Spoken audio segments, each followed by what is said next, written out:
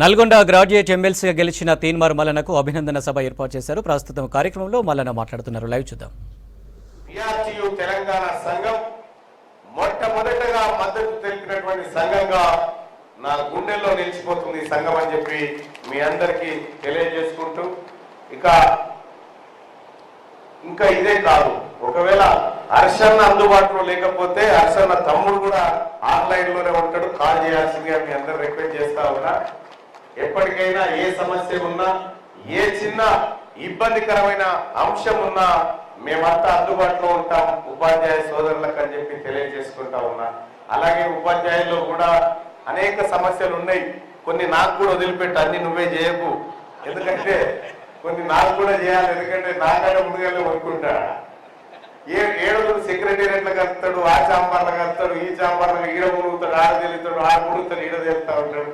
సరే, ఎంత అదృష్టం ఇటువంటి నాయకుడు ఉండడం. అంటే ఒక జీవితాన్ని, తన కుటుంబ జీవితాన్ని, వ్యక్తిగత జీవితాన్ని మొత్తం పక్కకు పడేసి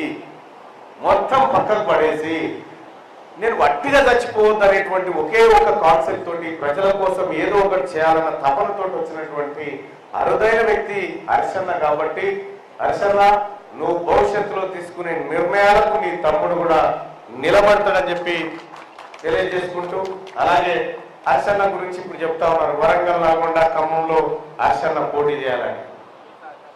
వాస్తవానికి మా అధిష్టానం కాంగ్రెస్ పార్టీ నాయకత్వం వారు తీసుకునేటువంటి నిర్ణయానికి మేము కట్టుబడి ఉండాలి. కోడలు కొడుకును గంట అంటే ఏ అర్థంటది, హర్షన్న నిలబెట్టాలి, ఏ ఎదుర్కొద్దంటావు. కాబట్టి అంత మంచి జరగాలి, అన్న కూడా చట్టసభలో ఉండాలని నేను చెప్తా ఉన్నా. మీరు అర్థం చేసుకోండి, కష్టపడి పని చేయండి. పిల్లల భవిష్యత్తును మార్చడం కోసం కూడా స్కూళ్ళల్లో కూడా మంచి గొప్ప గొప్ప ఫలితాలు సాధించాలని దిశగా మీరందరూ ప్రయత్నం చేయండి.